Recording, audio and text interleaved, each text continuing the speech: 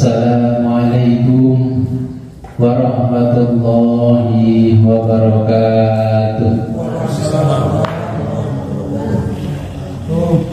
Bismillahirrahmanirrahim. Alhamdulillahirabbil alamin. Wa bihi nasta'inu ala umuri dunya waddin. Wassalatu wassalamu ala asyrafil anbiya'i wal mursalin wa ala alihi wa sahbihi ajma'in. Amma ba'du, la hawla wa la quwwata illa billahil aliyyil azim. Alhamdulillah, pada pagi ini kita diberikan kenikmatan oleh Allah yang sangat luar biasa, sehingga kita bisa kembali ngaji kitab tafsir Jalalain. Sebelum kita mulai pengajian ini, marilah kita berkirim Fatihah terlebih dulu kepada junjungan kita baginda Nabi besar Muhammad SAW dan kepada muallif kitab tafsir Jalalain. Semoga dengan berwasilah ini kita diberikan kemudahan oleh Allah memahami tafsir Jalalain. Ila hadratin nabiyina Muhammadin sallallahu alaihi wasallam wa ala alihi wa azwajihi wa auladihi wa dzurriyyatihi wa ahli baitihi wa jami'i ashabihi kiram. Al-Fatihah. A'udzu billahi minasyaitonir rajim. Iyyaka na'budu wa iyyaka Thumma ila arwahina Jalaluddin Muhammadin Muhammad al-Makhali wa Imam Jalaluddin Abdurrahman bin Abi Bakar As-Suyuti radhiyallahu anhuma wa nafa'ana bihima wa bihurumihima fid dharaini wa liwalidayhima wa limasyaykhina. Al-Fatihah. A'udzu billahi minasyaitonir rajim.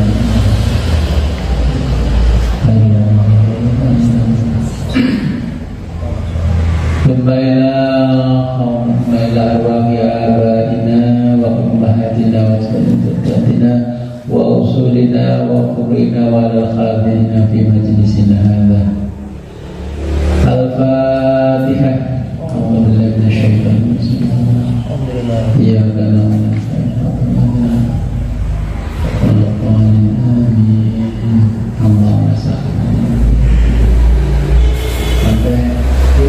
Kulna ya Adamu nih. Iya.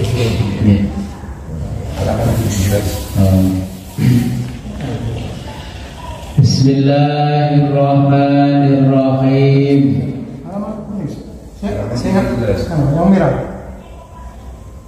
Kalau masalah ayat Nabi ningali gini Pak Adim. 17 guru.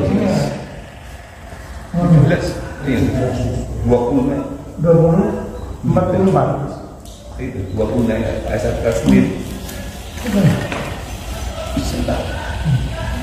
Saya silakan bawa. Buka pos aja. Udah ya. Dong.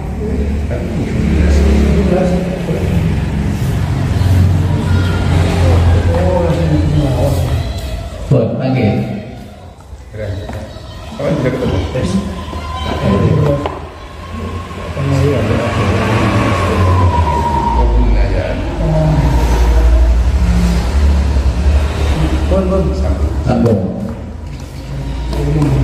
Bismillahirrahmanirrahim. Qala Allah Ta'ala wa huwa asdaqul qailin. A'udzu billahi minasyaitonir rajim. Bismillahirrahmanirrahim. Wa qulna ya Adamu. Wa qulna, dan kami berfirman, ya Adamu, wahai Adam,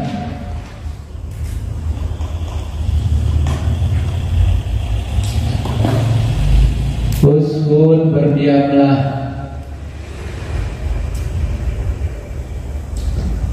anta, kamu,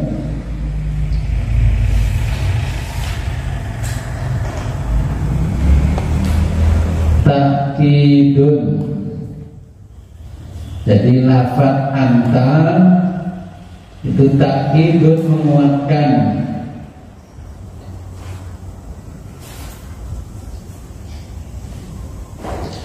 Lil dhamiril mustatiri, pada dhamir mustatir.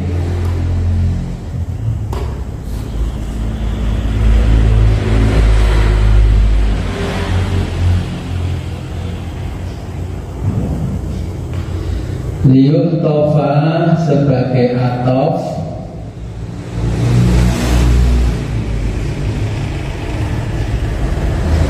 alaihi pada dhamir mustatir.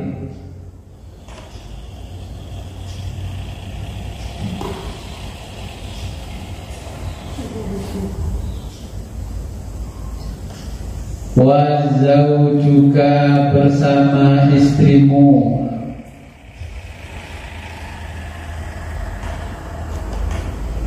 Hawa'u, Hawa, ya. Bahasa kita orang Islam Hawa, bahasa orang Nasrani Yahudi itu Eva. Kalau ada orang namanya Eva berarti Hawa. Hawa. Maria Eva berarti Maryam sama Hawa. Bil mati dengan dibaca mat atau panjang Hawa.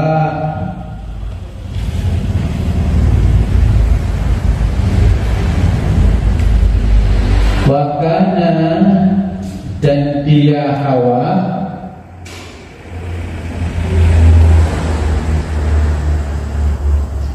khalquha diciptakan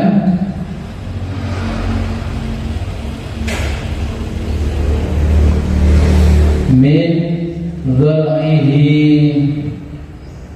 dari tulang rusuk Adam. Monggo kalian dengan untuk bangku.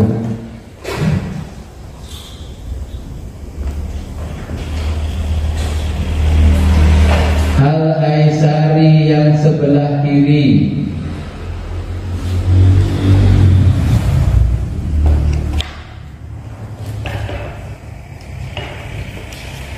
Al-Jannata di dalam surga,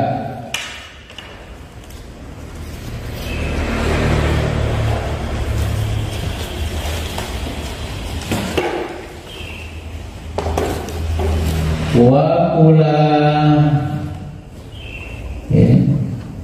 dalam buruk, dan kalian berdua boleh makan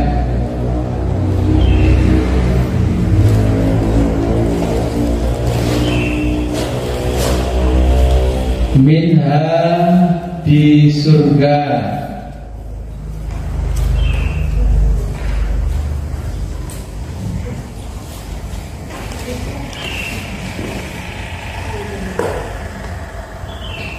Aklan makanan,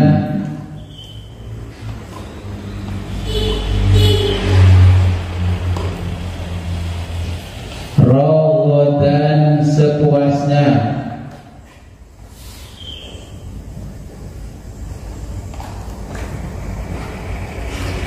wasiman sepuas-puasnya,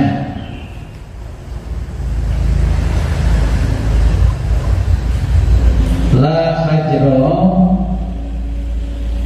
tidak ada yang dilarang,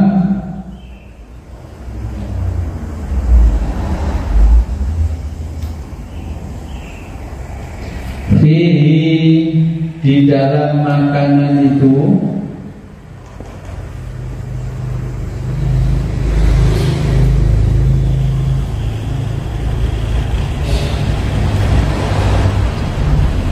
haitsu di mana saja,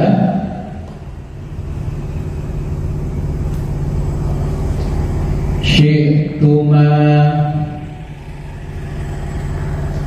yang kalian sukai,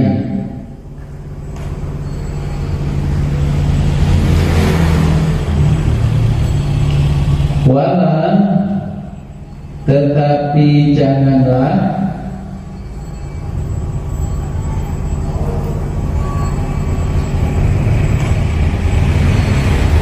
taqraba, kamu dekati hadhihi syajarata, hadhihi ini asyajarata pohon, jadi pohon ini.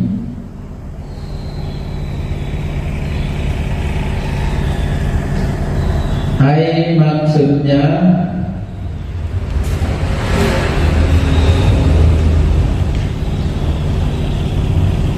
bil akli memakan,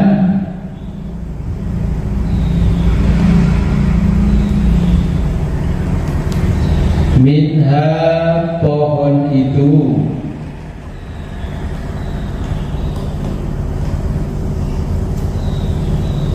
wahia yaitu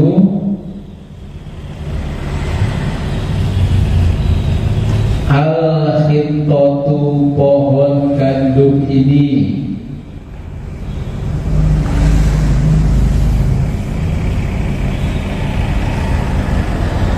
awil karmu atau pohon kurma ini,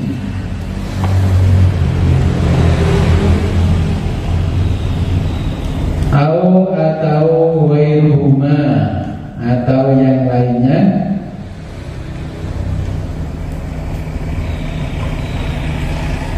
fatakuna hingga kamu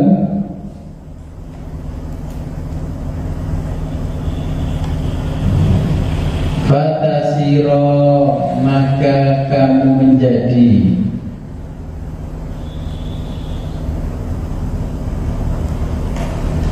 minal zalimina,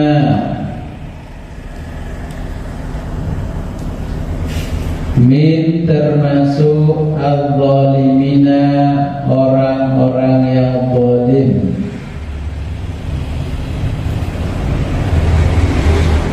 al-asina durhaka.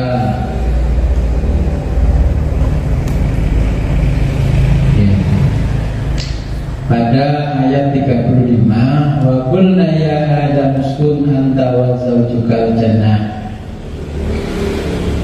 Allah berfirman kepada Nabi Adam, wahai Adam, berdiamlah, maksudnya ini tinggallah kamu ya, dan istrimu atau bersama istrimu ya, al-jannata di dalam surga, wa kula minha, dan kalian berdua tidak boleh ya, kalian berdua boleh makan minha di surga robotan sepuasnya ya, makan sepuasnya.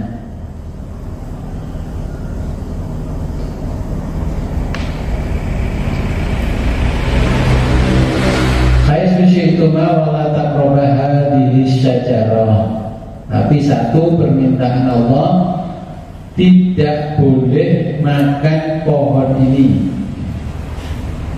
Kalau kamu makan pohon ini, fatakuna minal zalimin.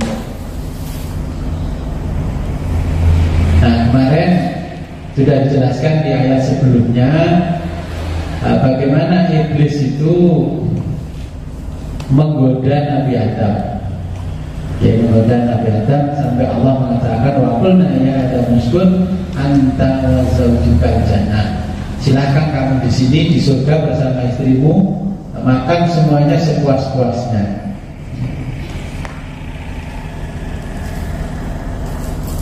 Tetapi larangan yang dilarang oleh Allah adalah wazak hadis syajarah, pohon. Nah, ini mufasir menjelaskan pohon. Pohon apa? Al-khintatu, yaitu pohon gandum. Gandum itu pohon yang berbulu. Buah ini namanya buah khuldi. Khuldi itu artinya keabadian. Nah, Allah menyampaikan kepada Nabi Adam sama istrinya, kamu boleh makan sepuasnya, tapi saat ini jangan kamu makan.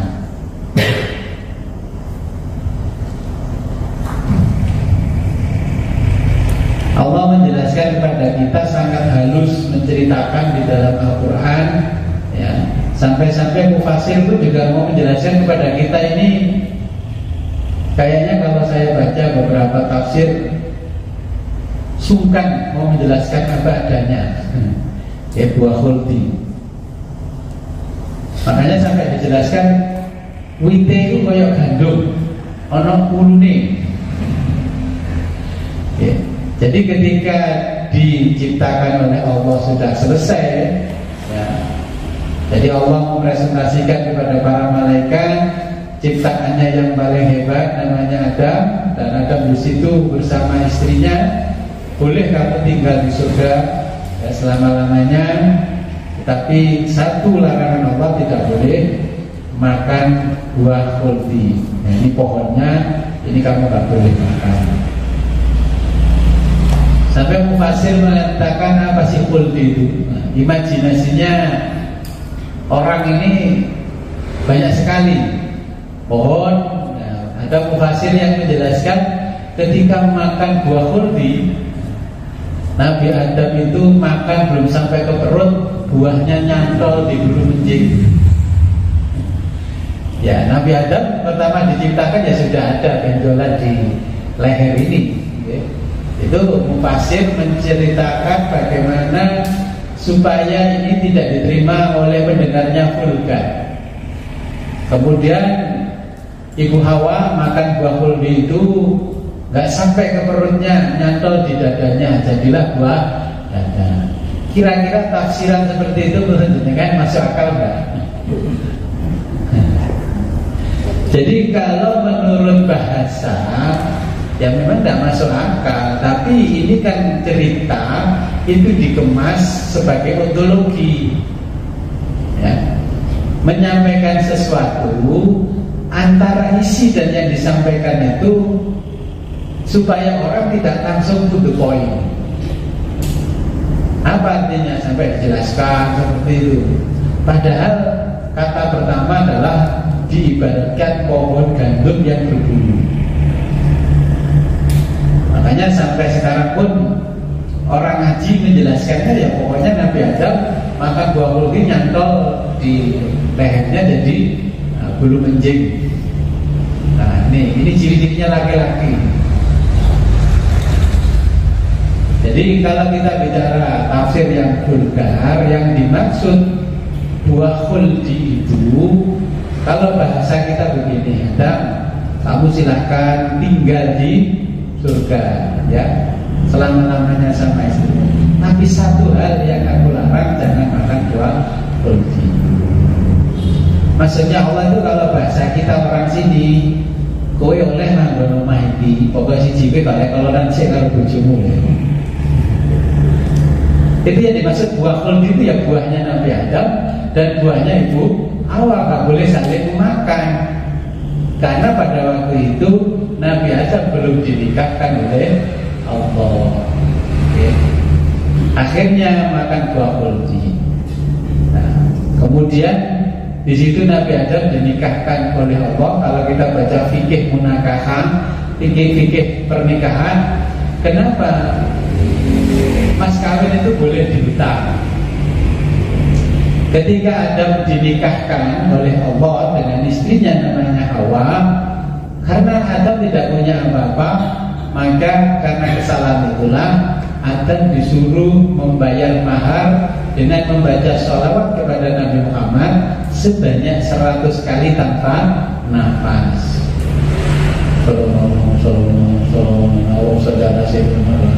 Tanpa nafas dapat 50 tak kuat. Akhirnya kata Allah, ya sudah, berarti yang 50 kamu utang.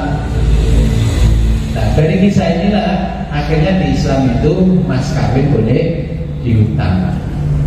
Karena kakek moyang kita dulu ketika menikah nggak mampu bayar mas kawin secara tunai utuh, ya.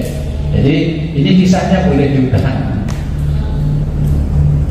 Jadi yang namanya pohon khuldi, buahnya khuldi, yaitulah alat kelaminnya Adam dan alat vitalnya Hawa. nggak boleh memanjat ke situ dan nggak boleh memakan itu karena belum dinikahkan. Urusan mufasir zaman dulu itu menjelaskan dengan cara-cara seperti itu, ya dalam apa itu menyesuaikan kondisi keilmuan manusia, pengetahuannya. Buat dulu kalau diceritakan vulgar, orang juga malah nggak nyambung.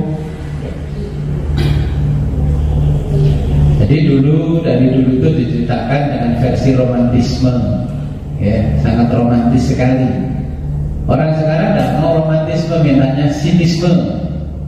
Wis ngomong apa ini, wis gak usah ditutup-tutupi. Basa Jawanya apa? Bloko Suto, minta diceritakan dengan Bloko Suto. Imam Jalalain akan cerita Nabi ya supaya cerita saya tidak terlalu vulgar, melebihi ceritanya Allah. Makanya dijelaskan wahyal khitatu, yes, gambarannya kayak wit gandum lah sing metu rambut-rambut ini.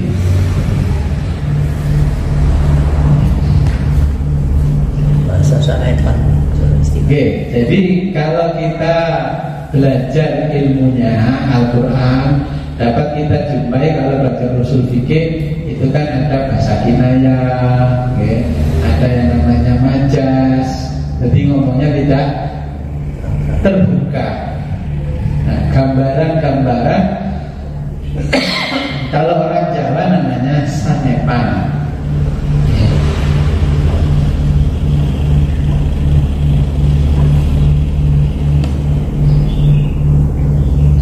Ada yang mentafsirkan bahwa pohon yang dimakan Nabi Adam itu adalah pohon Himalaya. Ini mufasir ya, menyampaikan pohonnya Himalaya. Nah, pohonnya itu kalau di Himalaya ini pohonnya terkenal dengan nama Jatamansi.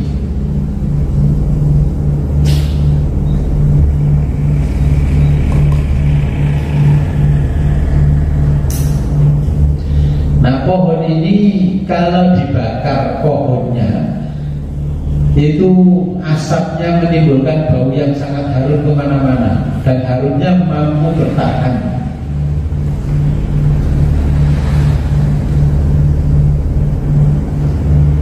Nah, pohon ini di dalam bahasa Sanskerta orang Jawa mengenalnya dengan pohon Narwatsu. Pohon.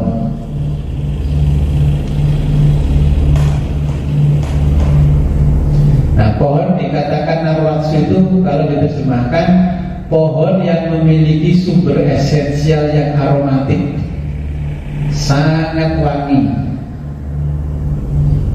Nah, ini dulu oleh orang-orang zaman dulu ini digunakan sebagai alat ritual pewangian. Apakah di Jawa ada? Saya meneliti tidak menemukan di Jawa.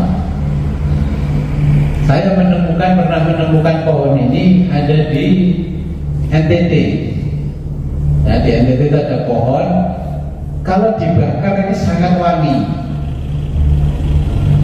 Orang menyebutnya gahru, tapi ini kayaknya bukan gahru juga. Gahru juga wangi. Makanya orang Jawa itu kalau mau melakukan ritual ibadah apapun, ya sebelum Islam datang itu membakar wangi-wangian.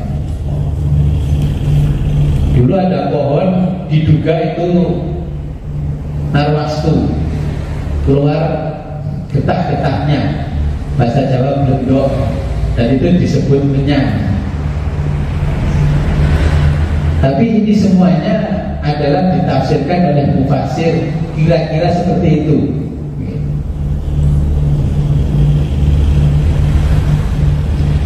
Kalau versinya orang Hindu menyebutkan bahwa Jatmansi ini adalah bunga berbentuk seperti lonceng berwarna pink. Begitu juga orang Buddha. Makanya Buddha itu duduk di atasnya bunga apa? Lotus. Apa itu lotus bahasa Inggris? Bunga teratai. mirip-mirip seperti itu, dan itu wangi sekali. Ternyata bunga-bunga seperti yang disebutkan oleh mufassir ini, jika kita menemukan salah satu dari ciri-ciri bunga ini, ternyata memang membawa khasiat yang luar biasa.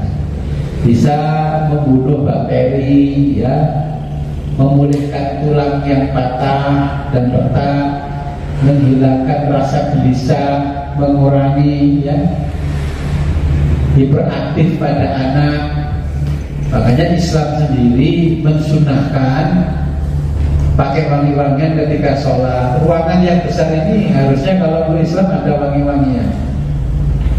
Saya sebenarnya ingin meletakkan wangi-wangian di sini dengan seperti bunga jasmansi itu, bubukannya terus dikasih api sedikit terus keluar asapnya dan aromanya wangi. Tapi zaman sekarang kalau saya letakkan di setiap sudut wangi-wangian, kayak Mbak Dukun. Padahal itu diceritakan di Quran ini, ketika dulu di surga itu di setiap sudutnya adalah ada wangi-wangian.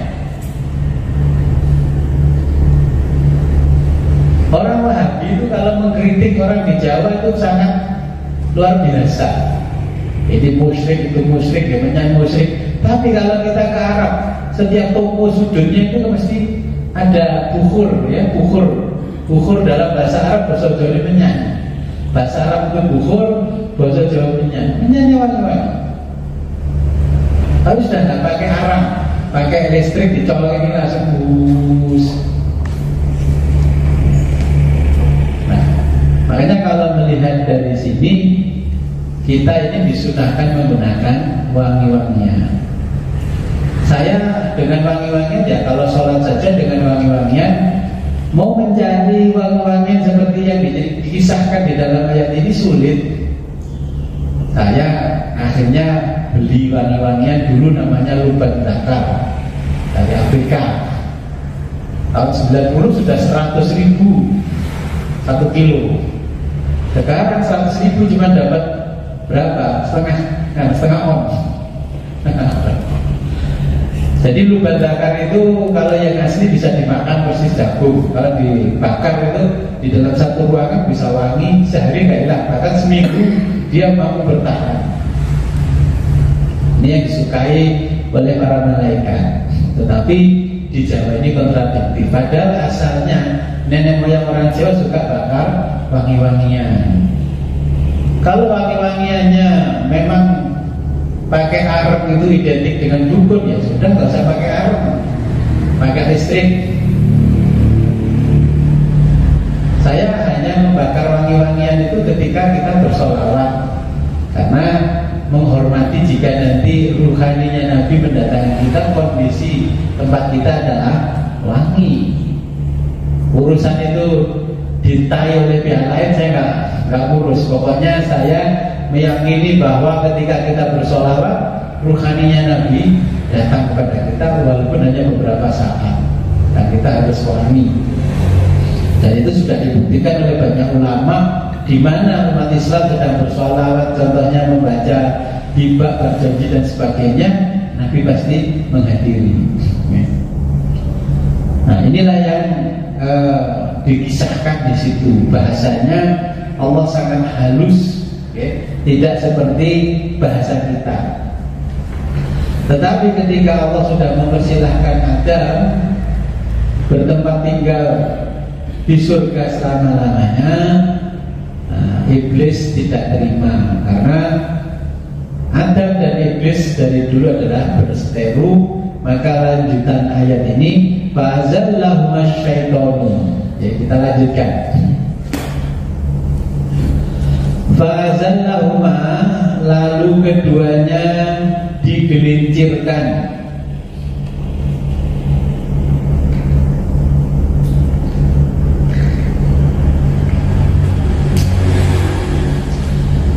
Asyaitanu, oleh setan. Iblisu, yaitu iblis. Setan yang dimaksud iblis.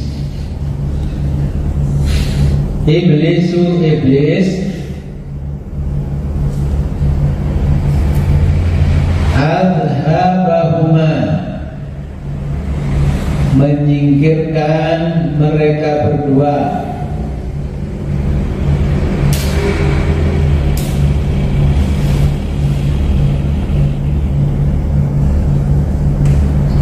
Wa fi qiraatin, menurut satu qiraah,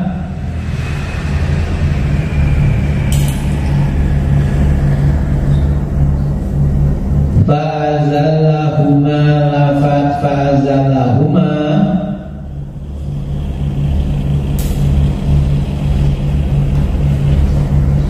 artinya nahahuma, itu menjungkirkan keduanya, jongkrono. Kalau bahasa Indonesia ya bisa berarti memperdaya. Naha huma, naha memperdaya, huma keduanya. Anha, dari surga.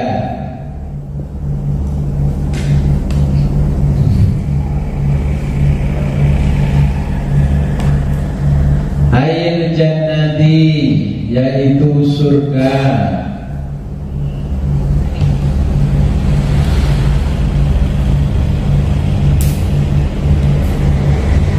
Bi'an kola, bi'an serta kola berkata iblis, lahuma, kepada mereka berdua,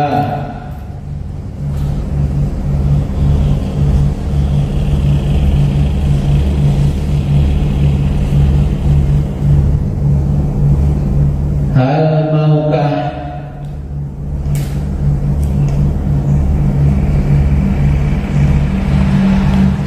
adulluhuma, kalian aku tunjukkan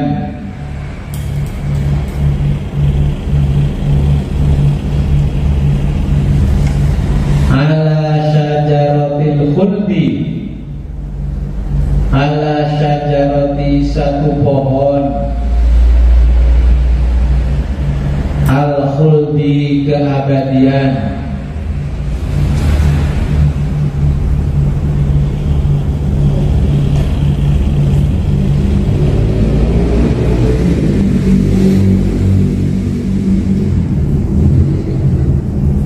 Wa qasamahuma, wa qasama, dan dia, dalam kurung iblis, bersumpah, huma, kepada mereka berdua, billahi, dengan nama Allah,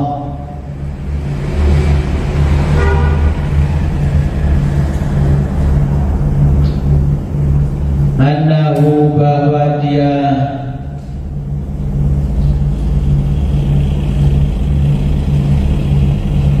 lahuma, kepada kalian berdua,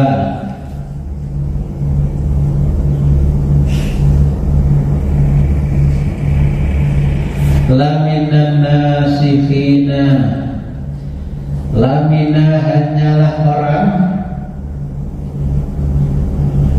an-nasihina, an-nasihina, yang menyampaikan anjuran baik saja, memberi nasihat.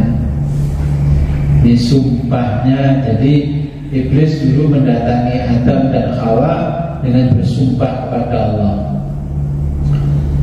Fa'akala, maka keduanya, jadi Adam dan Hawa, fa'akala, maka keduanya makan,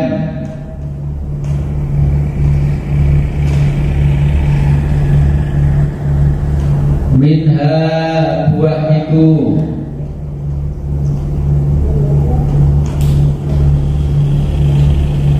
fa'akhrajahuma, fa'akhraja, maka Allah mengeluarkan, huma, mereka berdua,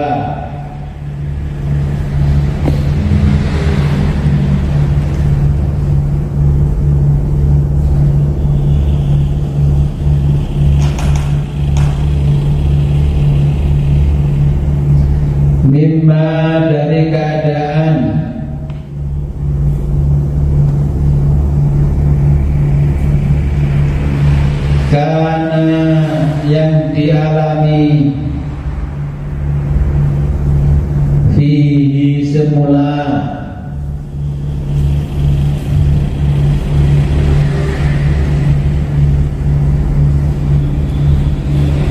minan naimi dari nikmat-nikmat surga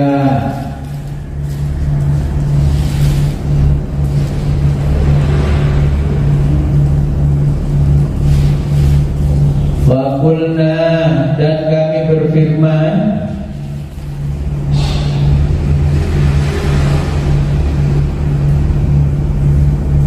ihbitu turunlah kalian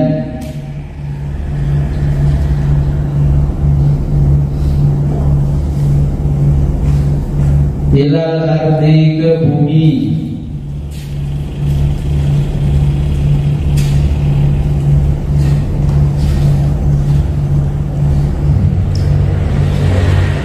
hai maksudnya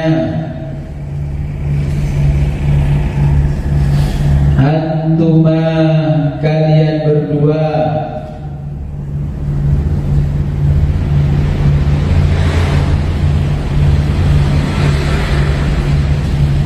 bima beserta ishtamaltuma alaih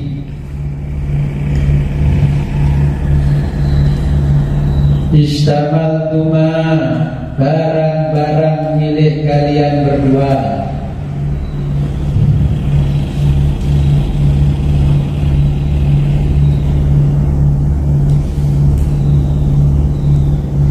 min dzurriyyatikuma min termasuk dzurriyyatikuma anak cucu kalian berdua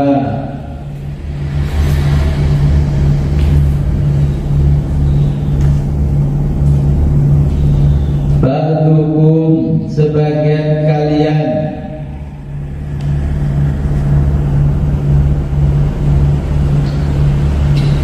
ba'du dzurriyyati sebagian anak cucu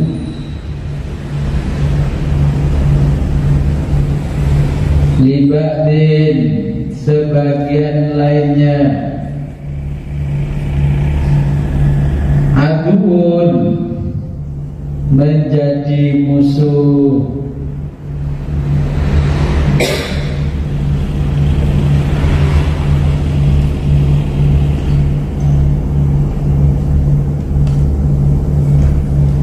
min termasuk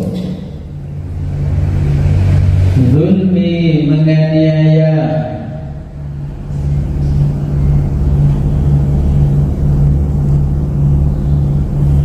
ba'dikum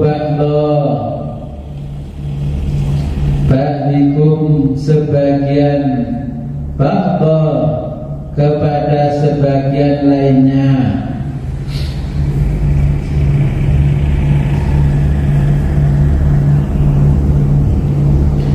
walakum dan bagi kalian tersedia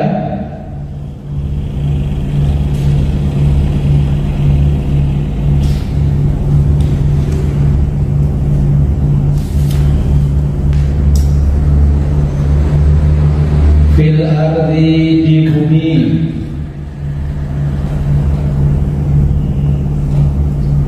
mustaqarrun tempat tinggal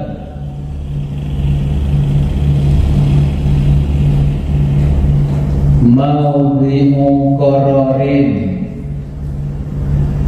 maudhi'u tempat tinggal qararin tetap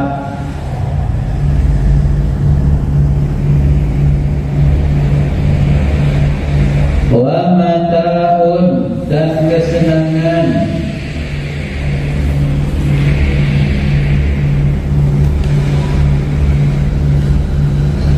ma berupa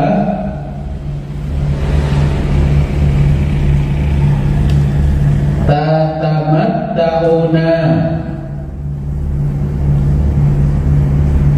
yang kalian senangi,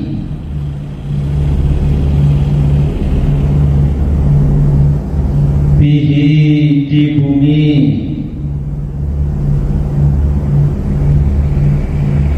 min nabatiha, min dari nabatiha, hasil tumbuh-tumbuhannya,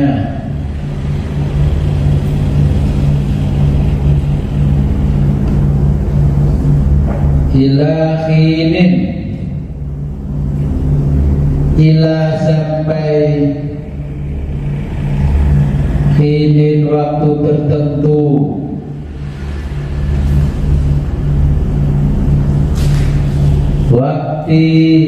waktu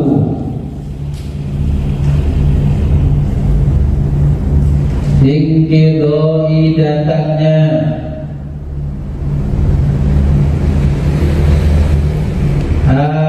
ajalikum, ajal kalian.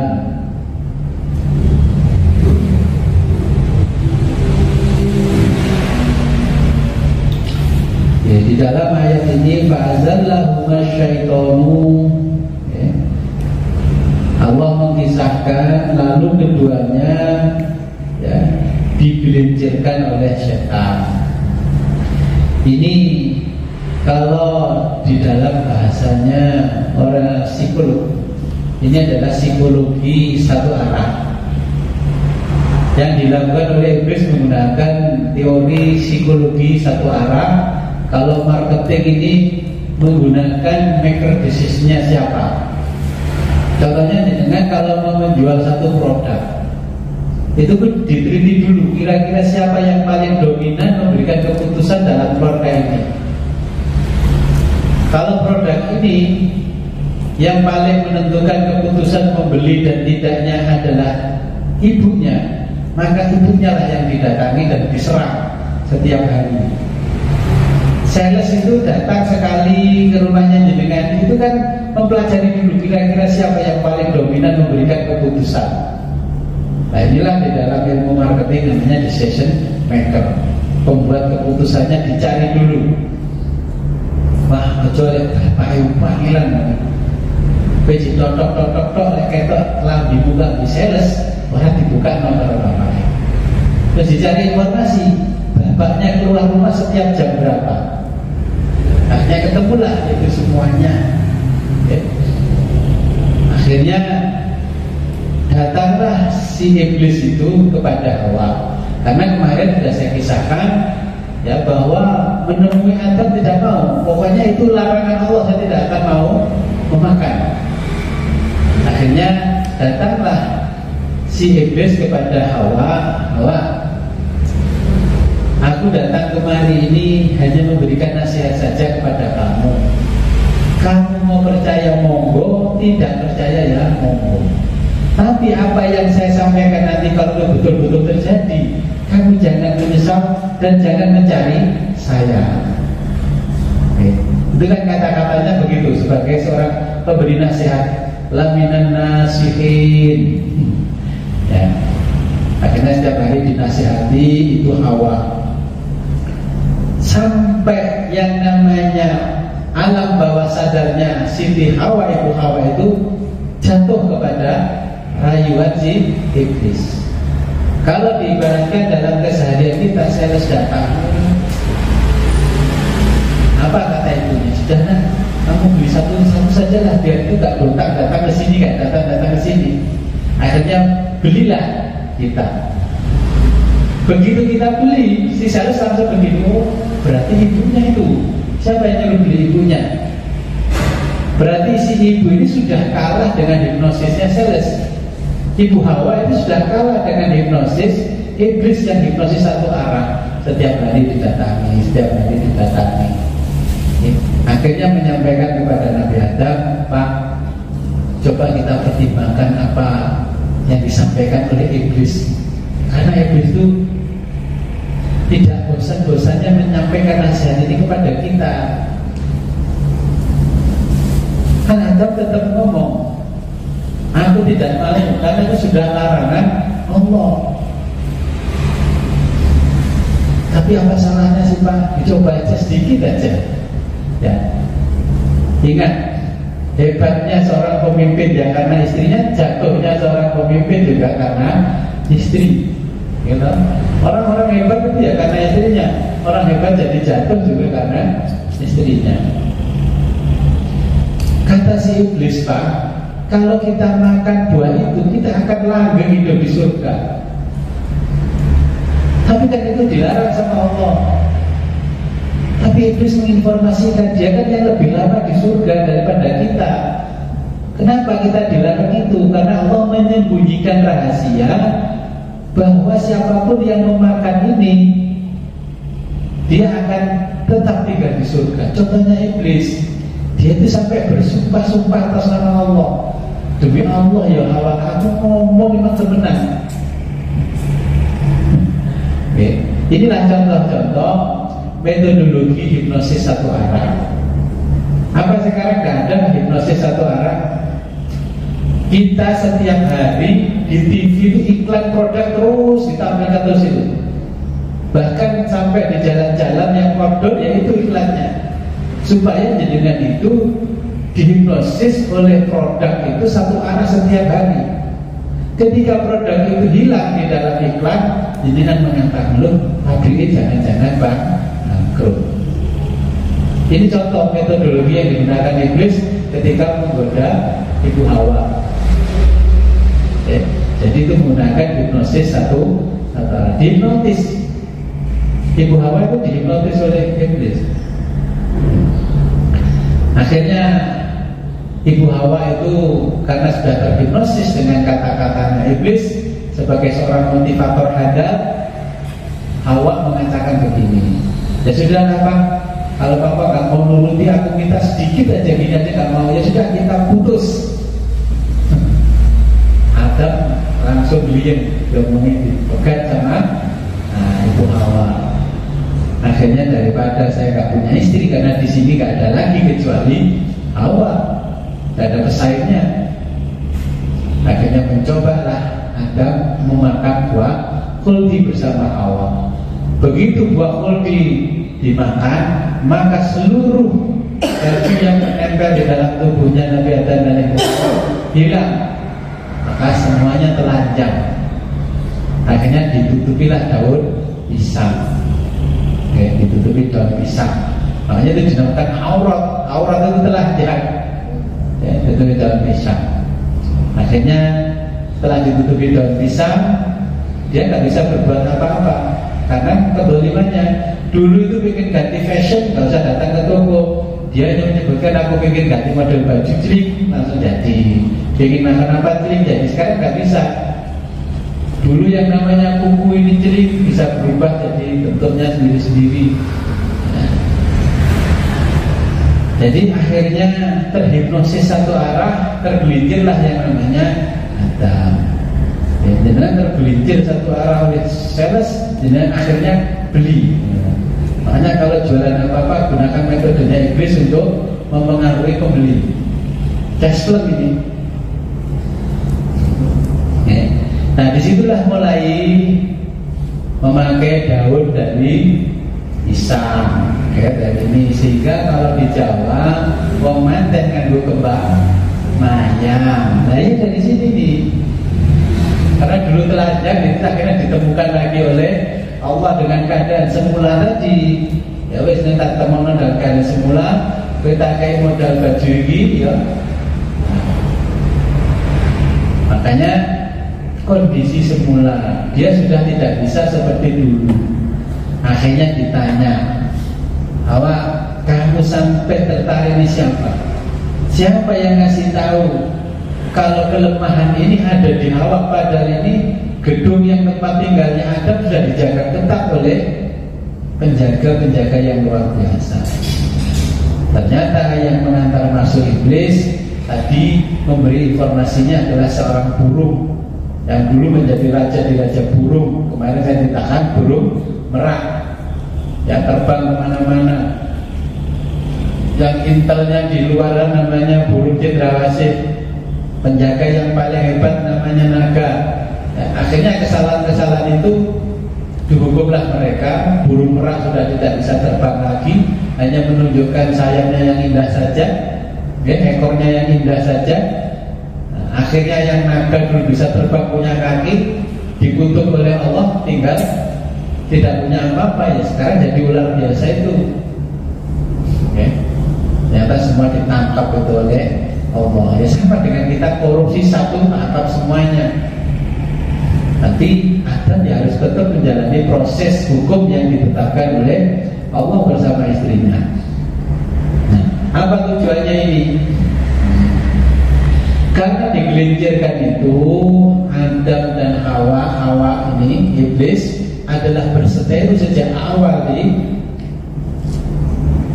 diciptakannya Adam. Karena kemarin iblis membanggakan nasabnya dia kalau dia dari orang-orang suci, ya.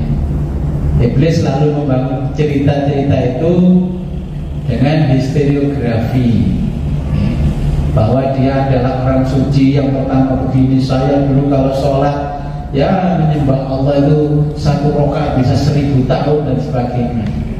Nah, itu disampaikan iblis kepada Adam. Sampai kapan Nabi Adam begitu? Nabi Adam diturunkan ke muka bumi. Dipersilahkan, bumi silahkan kamu nikmati, tetapi di bumi tidak sama dengan di surga. Kalau di surga kamu ingin makan apa saja, makanan datang. Kalau di bumi kamu ingin makan apa, ya kamu masak dulu, nanam dulu sepuasnya. Akhirnya dunia ini gelap. Ketika diturunkan di bumi, bumi masih kondisi gelap. Dalam kondisi gelap, Allah melanjutkan firman-Nya, "Fatalaqa Adamu mir rabbih kalimatin."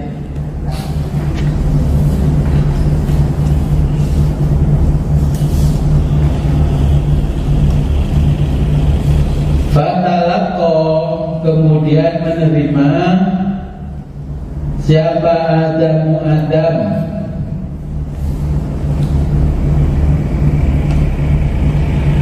mir rabbihi, dari Tuhannya,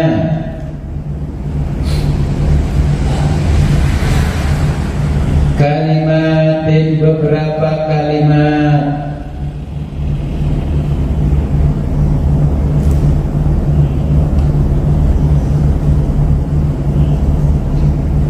Ilhamahu, dengan diilhamkan kepadanya.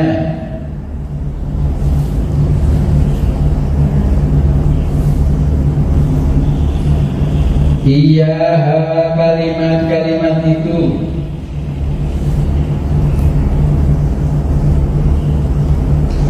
Alhamahu, dengan diilhamkan kepadanya. Iyaha, kalimat-kalimat itu. Wa fi qiraatin, menurut satu qiraat, binasbi, dibaca nasab, ya. Fatalaqa Adamu boleh dibaca Fatalaqa Adama, ya.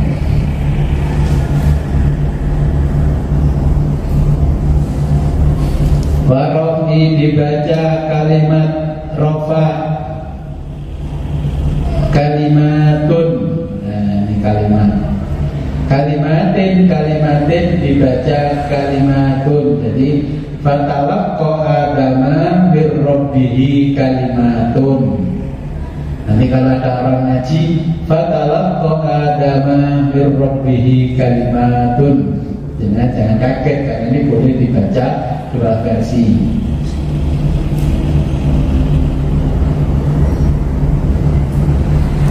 Ai ja'ahu, ai maksudnya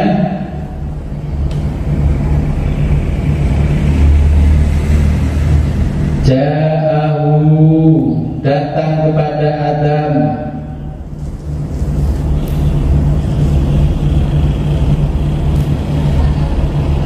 Wahya, satu kalimat itu, kalimatnya Rabbana zalamna anfusana, ila akhir, ya. Rabbana, Tuhan kami,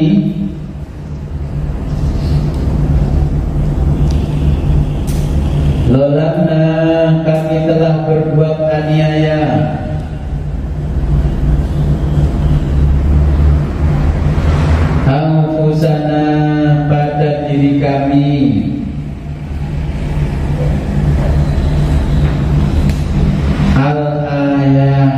Al-ayata, ayat tersebut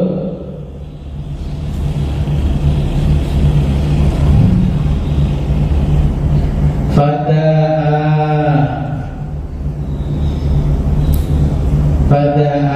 maka Adam menyampaikan doanya.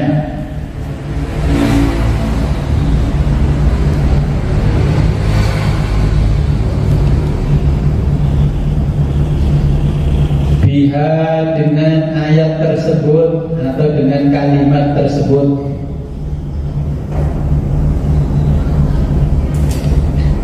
Fataba alaih, fataba maka Allah menerima dalam huruf tobat alaihi Adam,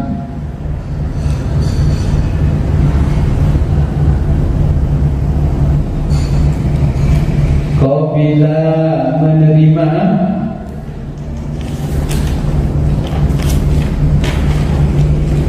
taubatahu tobatnya Adam,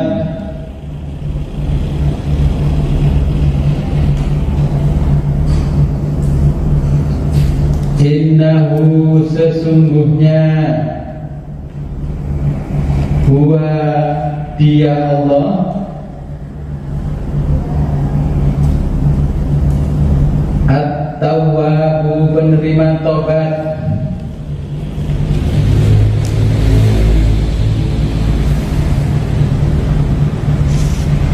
ala ibadihi terhadap hamba-hambanya,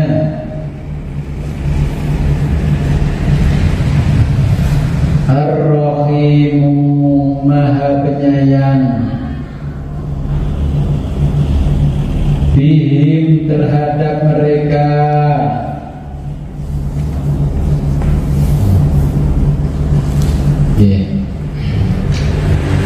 kemudian ini Allah menyampaikan fatalaqqa Adamu mir rabbih kalimatin. Jadi setelah kejadian itu Allah itu mengajari Nabi Adam beberapa kalimat supaya dia bisa diterima kembali oleh Allah. Jadi kata talaqqa atau talaqqa ini memiliki beberapa arti. Yang pertama menerima, kedua mendengar, ketiga belajar, keempat ini belajar menerima kenyataan talaqqa. Salah di mana? Ya, nasi sudah menjadi bubur. Apa yang disesali?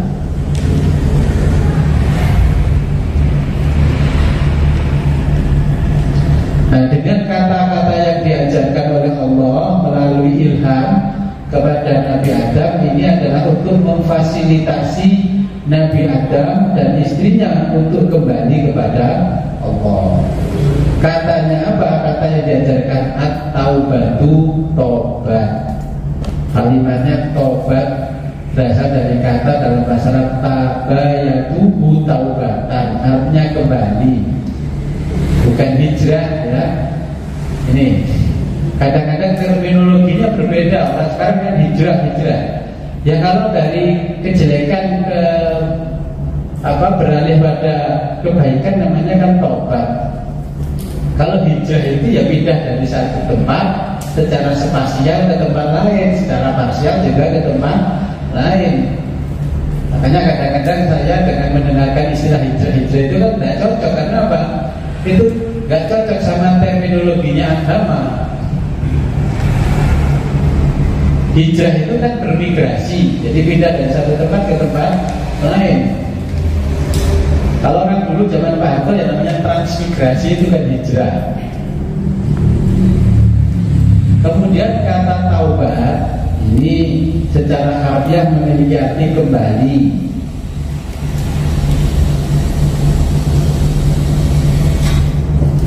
Nah, kata taubat digunakan oleh orang yang menyesali perbuatan dosanya dan ingin kembali kepada Allah, maka artinya taubat. tobat. Allah mengatakan kamu tobatlah kepada Allah, kembalilah kepada Allah. Nah, akhirnya kata tobat ini digunakan oleh Allah untuk menyebut orang-orang yang pernah melakukan dosa, kemudian ingin kembali kepada keadaan semula, ya, dalam kondisi baik. Nah, kata at-taubat ini dihubungkan kepada Allah, yang menunjukkan bahwa Allah mengembalikan hambanya kepada rahmatnya, nikmatnya, keridhoannya. Nah, ini kata taubat, bukan kata hijrah, ya. Kalimat ini yang diajarkan oleh Allah kepada Nabi Adam, beberapa kalimat. Ini adalah kalimat-kalimat argumentatif untuk melawan iblis, ya, supaya tidak tergelincir lagi. Dan kalimat-kalimat ajaran dalam agama Allah supaya tidak mudah digelincirkan oleh iblis, ya. Tadi dengan sumpah-sumpah. Nah, iblis ini adalah mempolitisasi agama. Sumpahnya dia itu menggunakan atas nama agama. Ya inilah, sejak zaman dulu iblis sudah memulai politik atas nama agama. Karena politik atas nama ras tidak mempan, atas nama ini tidak mempan, akhirnya berpolitik atas nama agama dengan bersumpah demi Allah. Ya, sekarang bisa kita lihat saja apa yang pernah dipraktekkan iblis. Tak mempan dengan cara ini, dengan cara itu, akhirnya ujungnya politik atas nama agama. Bahkan membunuh pun kalau atas nama agama dianggap suci. Ngebom atas nama agama dianggap suci dan sakral. Nah.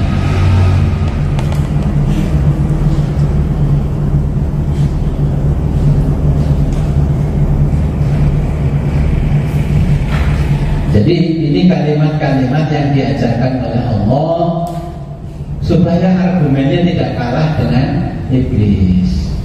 Supaya Adam juga paham iblis itu melakukan politisasi politik atas nama agama, atas nama aku, sumpah-sumpah demi Allah. Makanya iblis itu suka menggunakan simbol-simbolnya Allah, ya, simbol-simbol agama. Bukan hanya agamanya saja, pemilih agama itu digunakan. Sekarang kan ya masih ada gambar Ka'bah. Terus dulu tahun 80 kecil saya itu ya, kalau kampanye ya kita nggak menghina satu kelompok tertentu, enggak. Ini yang dikisahkan atas nama agama. Makanya sampai sekarang kan nggak pernah berhasil itu yang atas nama agama. Waktu kecil zaman Orde Baru pertama berkuasa itu kan banyak partai, terus partai diringkes jadi 3. Yang satu itu kalau ngomong al-Islamu ya'lu wala yumna alaih, tapi ya gak tahu menang. Islam itu tinggi dan tidak ada yang lebih tinggi daripada Islam. Kata-kata itu adalah sama dengan kata-kata pesanan iblis, seperti dalam menyampaikan politik agamanya kepada Ibu Hawa. Nyatanya orang Islam ya gak ada yang tertarik. Jadi praktek-praktek seperti itu ya sudah ada dari zaman ke zaman, mulai Nabi Adam sampai ke kita.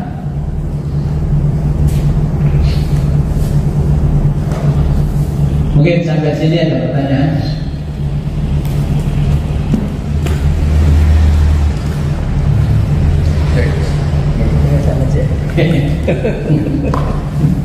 Assalamualaikum warahmatullahi wabarakatuh.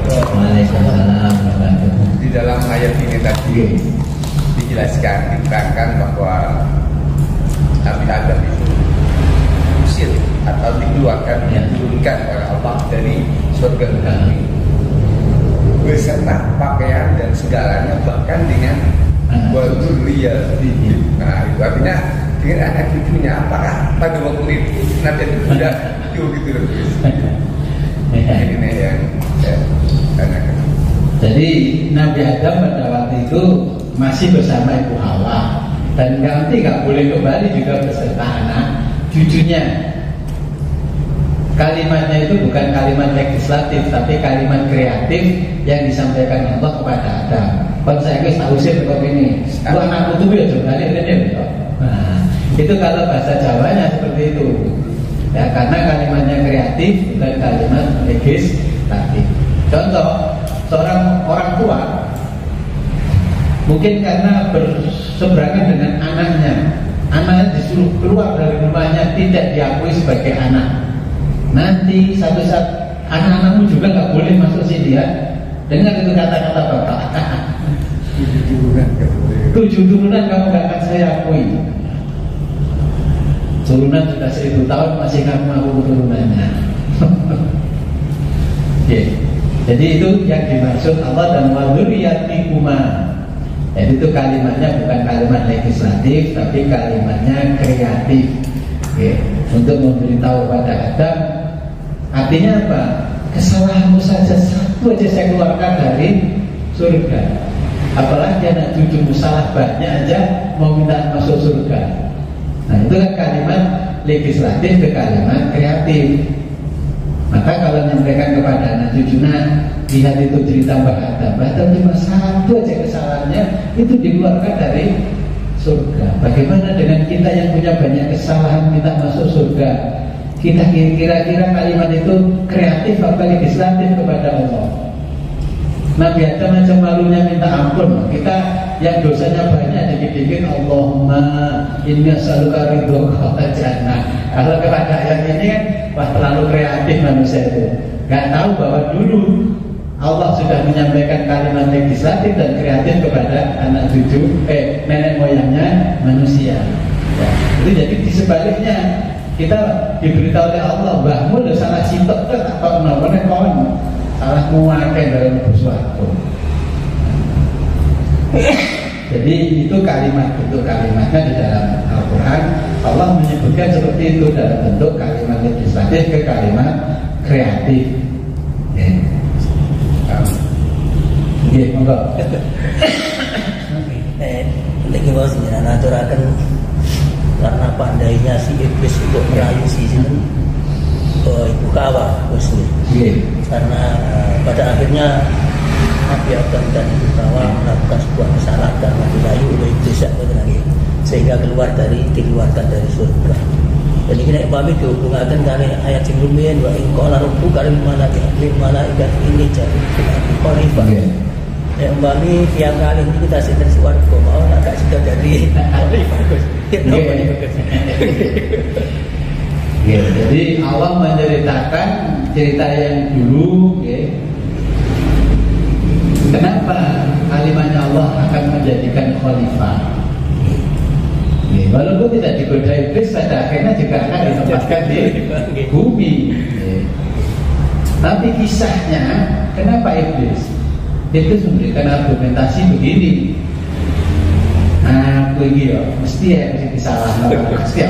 Sampai anak putunya Nabi Adam darahnya anak putunya salah, aku sih disalah. Tapi ada ganjaran aku nggak tahu kau belas.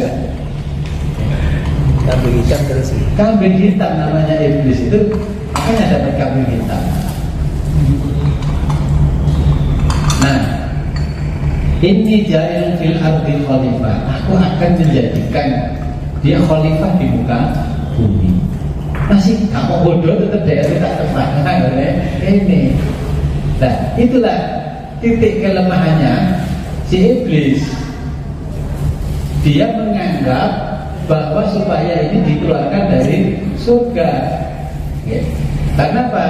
Dulu iblis pernah pergi ke satu tempat karena dia mendapatkan kisah dari para malaikat. Ada satu tempat yang indahnya sama dengan surga, bahkan di sana lebih indah.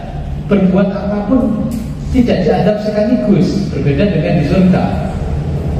Akhirnya iblis turun membutuhkan waktu sekira kurang lebih 1000 tahun perjalanannya.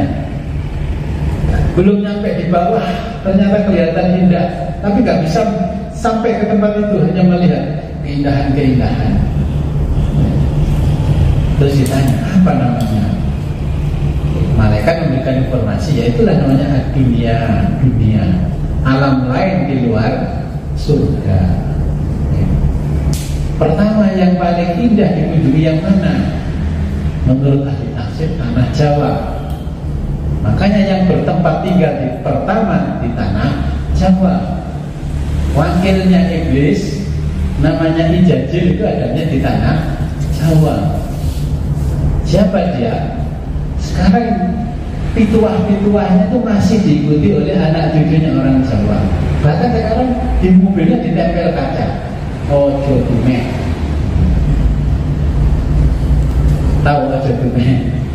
Ajarannya Kismah. Semar itu adalah perwujudan dulu ketika kisah ini yang sampai di bumi itu di tanah Jawa namanya Semar. Semar itu berasal kata samir yang tidak tampak oleh mata telanjang. Makanya Semar itu menyampaikan, maka tidak dibawa Ojo Dume. Jadi itu menjadi filsafat hidup. Pada masa berikutnya itu kan ada Haji Soko. Haji Soko itu orang yang hidup setelah Nabi Musa sampai Nabi Isa sampai Nabi Muhammad. Dia hanya membawa ajaran tauhid tapi tidak membawa Islam. Tauhid saja tapi tidak Islam. Sehingga kisah-kisah ini kalau jenengan bandingkan dengan kisah-kisah yang ditulis orang Jawa, ya mirip tapi berbeda. Maka di situ ada Sang Yangses, Sang Yang Benang dan sebagainya, tafsirnya orang Jawa. Jadi memang iblis sendiri ya ternyata kecelik lah kalau bahasa orang Jawa. Kadung bodoh iblis ternyata malah dia juga diturunkan dari surga. Maksudnya mempolitisasi supaya iblis tergelincir, supaya dia tetap berada di surga. Ternyata semua penduduk surga dikeluarkan oleh Allah karena ulahnya iblis. Inilah tanggung jawab renteng yang diterima oleh iblis. Dipikir dulu tidak ada tanggung jawab renteng. Jadi kaitannya apa? Ya memang iblis tidak memahami apa yang dipresentasikan Allah pertama menciptakan Adam. Ini ja'ilun fil ardi khalifah.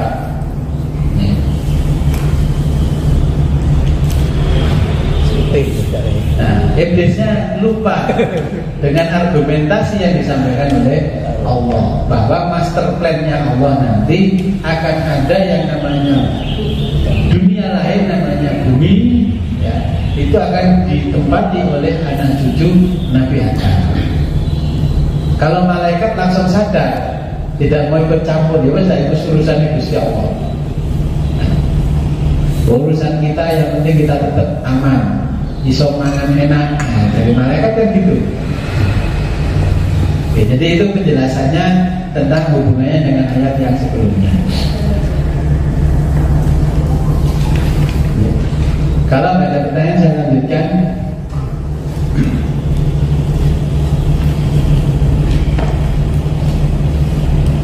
Bismillahirrahmanirrahim. Kulna, kami berfirman,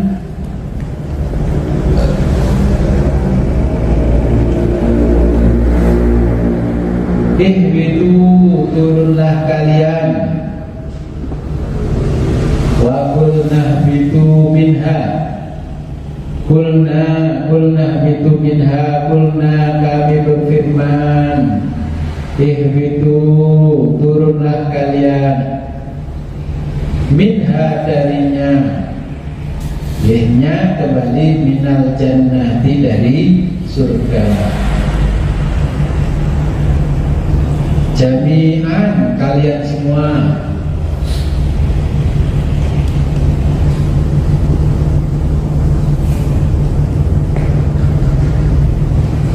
Karrohu, diulanginya.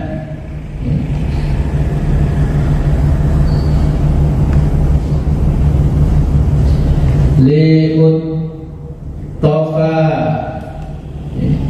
dihubungkan, alaihi,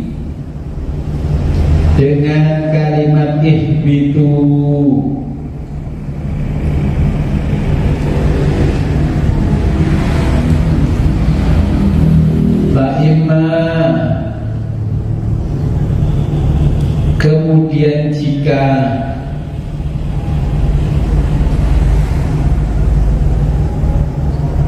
fihi pada lafaz ima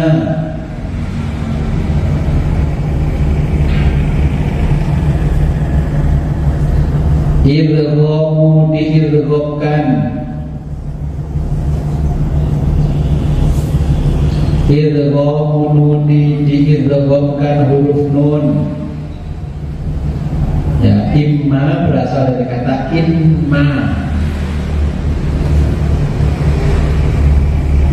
In, lafaz in.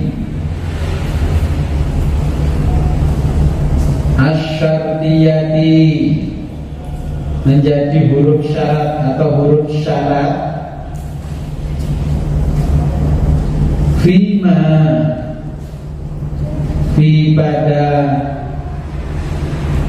ma lafaz ma, jadi imma kemudian menjadi imma. Jadi kalau kata ada imma, kata asalnya adalah imma.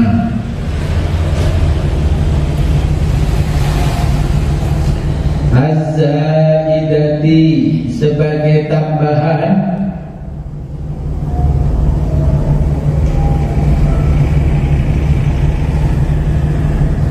ya'tiyannakum sungguh telah datang pada kalian, minni dariku,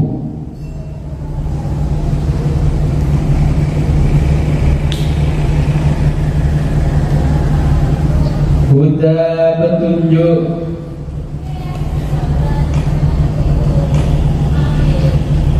hai kitabun wa rasulun, kitabun berupa kitab suci,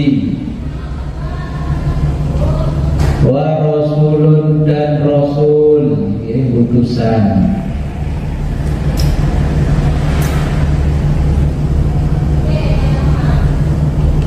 Faman maka barang siapa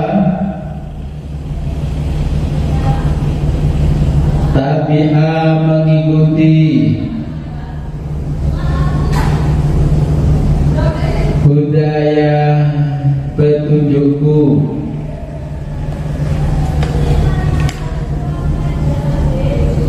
fa'amana lalu beriman, fa'amana bi lalu beriman, bi padaku,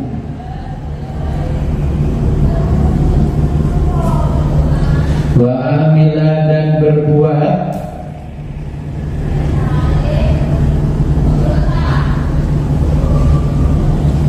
bitaati dengan ketaatanku,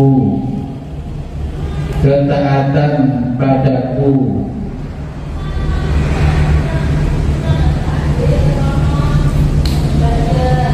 fala niscaya tidak ada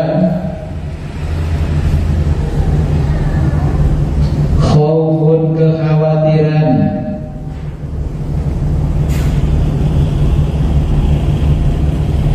alaihim atas mereka,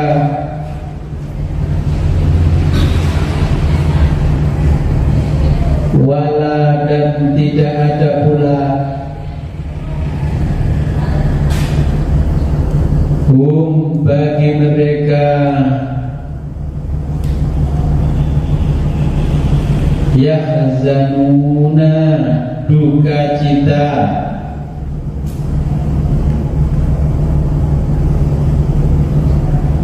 fil akhirati di akhirat kelak,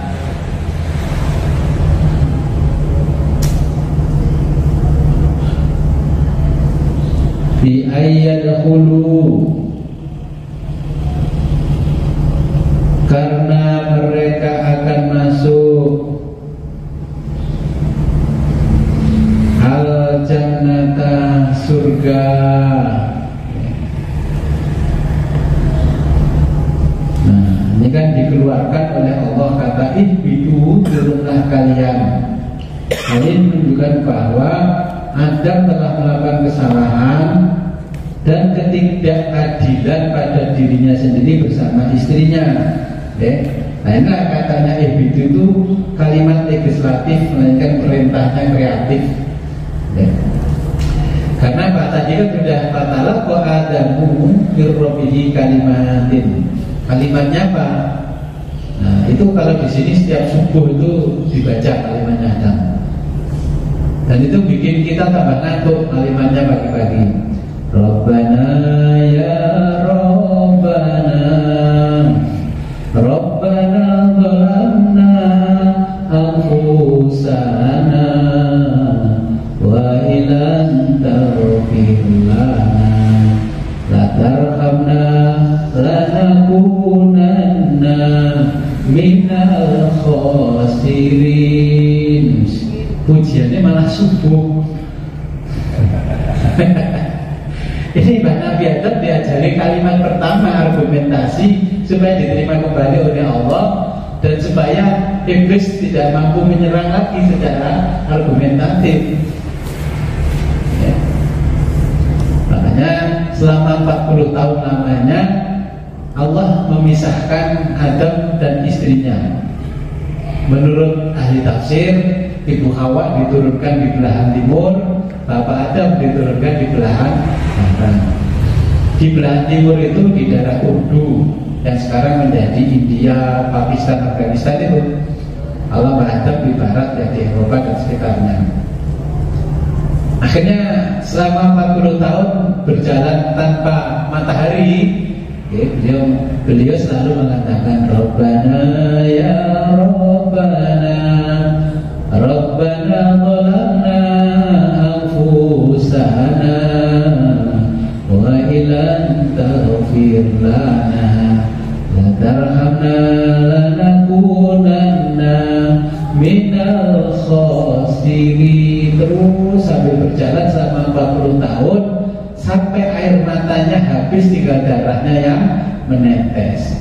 Akhirnya kelelahan, terus bersandarlah di sebuah tempat. Ini apa? Dia belum bisa menyebutkan ini apa karena masih gelap. Terus mendengar sambil Rabbana ya Rabbana, itu mendengar suara perempuan menangis. Kok kayak saya mengenal suara ini? Nah akhirnya dicari sumber suaranya, ternyata ketemulah di situ istrinya namanya Hawa. Nah tempat itu hari ini diyakini oleh umat Islam namanya Jabal Rahmah. Ya, itu Jabal Rahmah. Itu tempat pertemuannya Nabi Adam dan istrinya. Nah di Jabal Rahmah ini mulai Nabi Adam memohon kepada Allah bersama istrinya.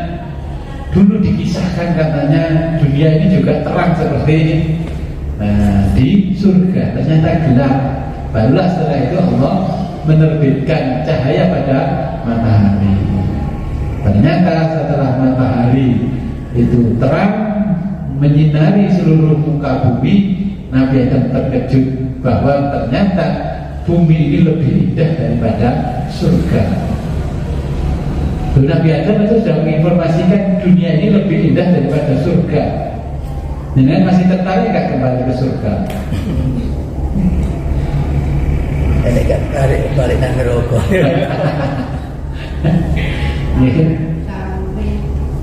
Kemudian menurut soalnya Allah mengatakan kul nahbitu minha. Aku firmankan kepada mereka, keluarlah kalian semua dari surga. Konsekuensinya karena kamu berbuat salah. Tapi kalau kamu mau mentaati apa yang aku sampaikan melalui kalimat-kalimat itu, maka kamu akan bisa aku terima kembali. Ya. Jadi kalau melihat ayat ini, ya kita nggak tertarik sama surga, justru tertarik sama pemilik surga. Buat apa surga? Diinformasikan Adam lebih enak di dunia. Di sini zina terus setiap hari nggak mendol ke kepalanya. Bahkan zina sekali saja langsung dikeluarkan dari surga. Tapi kan di Quran tidak mengatakan seperti itu, ya, tidak mengatakan seperti itu. Kata-katanya Allah halus. Makanya dengan kata-kata ini Nabi itu menjelaskan kalau menyampaikan hal-hal buruk itu jangan terlalu vulgar kepada anak cucu. Apa kalau kita terlalu vulgar? Ini Allah saja memberikan pelajaran pada kita kalau menyampaikan hal-hal yang buruk, jangan sampai didengar oleh anak cucu. Wong aku beres belenger belenger ini. Satu ketika kalau anak cucunya kita ini berbuat salah, kita nasihati tidak akan bisa terima. Mau sampai dia berarti kebabah nutur-nuturi aku. Nah inilah kita diajarkan oleh Nabi yang keterkaitan dengan ayat ini nggak boleh berbicara vulgar.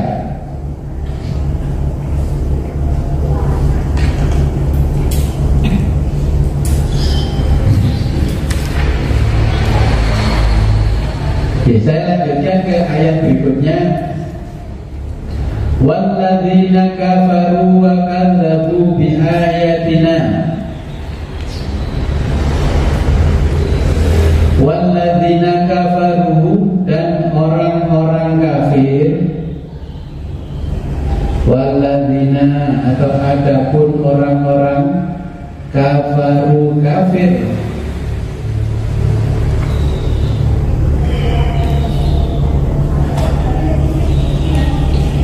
Wakadzabu, dan mendustakan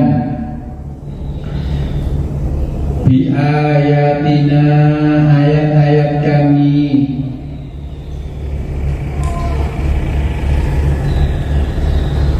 Kutubina, kitab-kitab suci kami.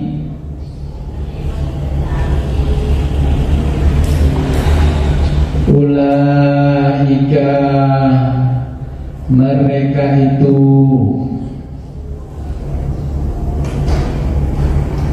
ashabun nari, penghuni neraka.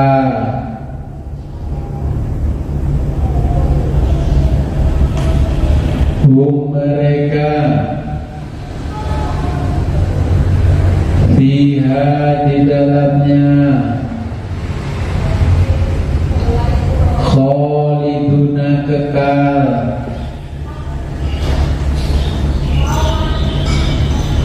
Makisuna, mereka tetap tinggal di sana. Abadan, selamanya.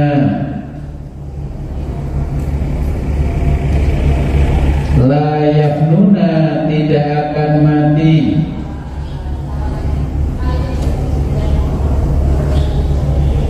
Walang, dan tidak pula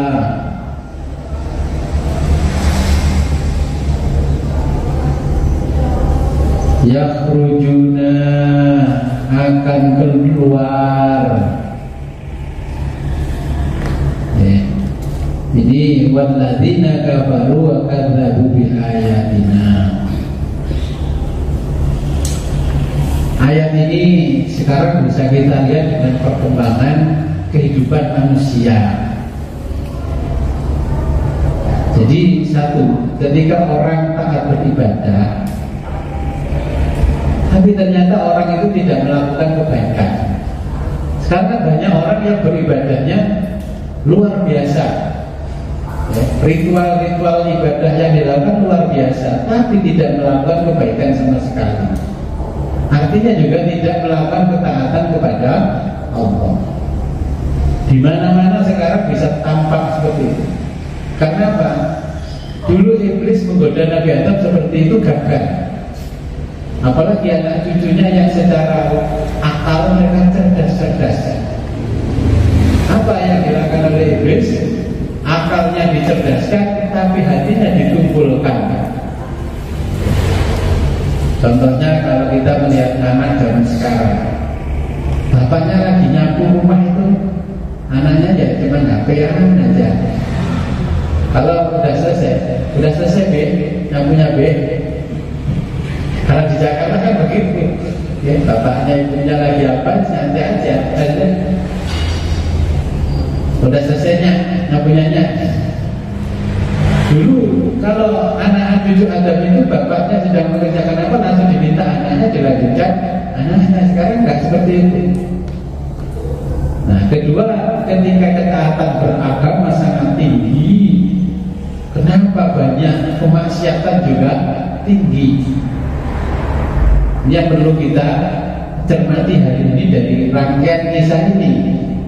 Curanmor di mana-mana setiap hari kita saksikan. Koruptor itu ya poso, Arafah, Tarwiyah ya poso, Senin Kemis ya puasa, bahkan Daud ya puasa. Berikutnya, banyak orang menutupi aurat, tapi perkosaan di mana-mana. Nah, iblis mengatakan begini, anak cucu Adam, ini modern, kamu harus menggunakan moral modern. Gak usah guma-guma, ya. Sing penting moral modern. Kamu gak ganggu orang lain, beres, gak mengganggu hak asasi manusia, aman. Ini moral modern. Orang-orang yang memiliki kriteria moral modern ini, ya, orang yang hanya mencari kebahagiaan, dia moral modern. Dia cukup ateis, gak perlulah agama-agama, gak perlu pangeran-pangeranan. Nah tadi gue nyembah pangeran, ya pun yamin, ya pancet aja susah menurutmu. Ya, ini mulai disampaikan dengan pola-pola moral modern. Negara-negara yang paling bahagia di dunia ini diteliti ya oleh peneliti yang paling bahagia di mana?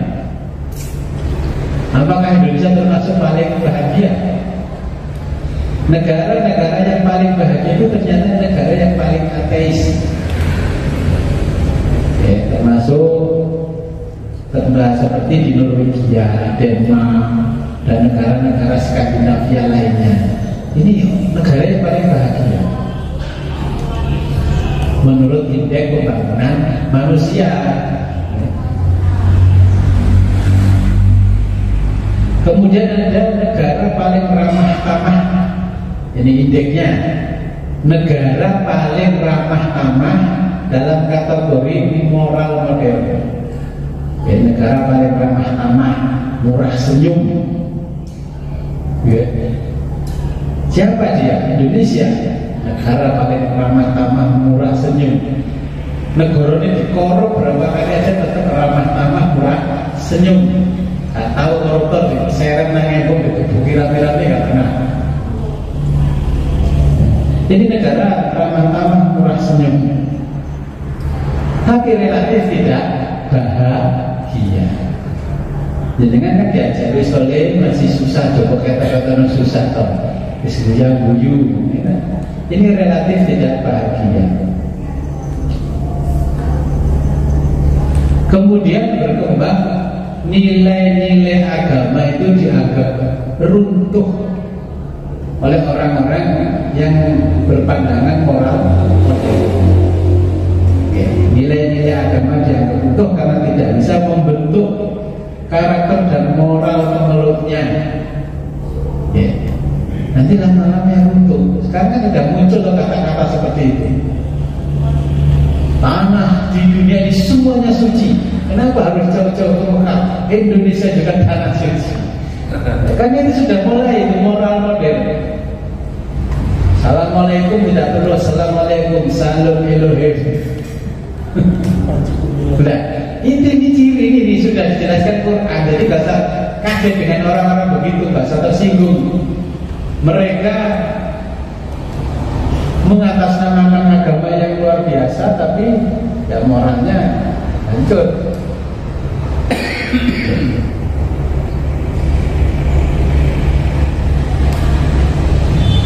Kemudian dikategorikan lagi negara yang menjunjung tinggi agamanya. Yang pertama adalah Mesir. Kedua di dunia ini Indonesia. Negara yang menjunjung tinggi agamanya. Pokoknya kabeh itu dasarnya agama, sangat menjunjung tinggi. Semua dinyati ibadah ya. Kerja gak berhasil pun dinyati ibadah. nikah pun juga diniati ibadah, semuanya niatnya ibadah. Inilah negara yang menjunjung tinggi agamanya. Di dunia ini kelas dikategorikan yang paling menjunjung tinggi pertama adalah Mesir, kedua adalah Indonesia. Arab tidak masuk. Arab yang menguntungkan ya nyelok. Terus agama yang menjunjung tinggi agamanya selain Islam, okay? Ini ada Brazil, kemudian ada Filipina, tetangga kita. Ini menjunjung tinggi agamanya. Agamanya apa? Dia Katolik, sangat menjunjung tinggi. Ini agama Katolik. Kemudian ada yang selain Islam dan Katolik, ini Protestan. Ini negara Austria, sangat menjunjung tinggi agamanya. Ya hanya negara inilah yang menjunjung tinggi agamanya, selain ini tidak menjunjung tinggi agamanya. Negara kelahirannya Imam Bukhari Muslim ya tidak. Uzbekistan yang kan menjunjung tinggi, padahal itu lahirnya kitab Sahih Bukhari yang dipercaya umat Islam, kesohihannya levelnya di bawah Al-Quran. Nah, agama ini akhirnya jatuh. Kenapa Allah mengatakannya? Walladzina kafaru wa kadzdzabu bi ayatina. Nah, ini kalimatnya Allah seperti itu. Seakan-akan walladzina kafaru ya orang-orang di luar kita itu. Yang dimaksud juga orang-orang yang berada di dalam kita sendiri. Saya contohkan begini. Jangan pasti mengenal negara Jepang. Orang Jepang dulu sangat taat dengan agamanya. Mitologi Shinto itu sangat dihormati. Ya. Bahwa raja dia itu adalah raja yang masih keturunan dewa. Dewanya Amaterasu. Ya, Amaterasu Omikami. Dengan lihat dulu kan ceritanya. Jadi dewanya mereka adalah dewa matahari dan menitis kepada rajanya yang menjadi perwakilan Tuhan di muka bumi. Dan semua orang menjunjung tinggi nilai-nilai agamanya. Di dalam tradisi mereka dikatakan bahwa negara ini akan dilindungi dewanya, dewa matahari, dan dilakukan melalui tradisi ritual-ritual keagamaan agama Shinto. Sampai ada kisah kerajaan Mongol itu mau menyerang Jepang, di tengah lautan dihempas badai. Ya. Orang mereka rajanya mengatakan itu buktinya bahwa negara kita dilindungi oleh dewa matahari. 9 tahun kemudian diserang lagi, dihempas badai lagi. Pokoknya selama itu Jepang diserang negara manapun dia aman, terlindung badai. Sampai Amerika pun kalah dengan Jepang. Negara besar yang seperti itu Amerika pernah dijajah Jepang. Nah, kemudian runtuh, keyakinan agamanya runtuh. Kapan runtuhnya?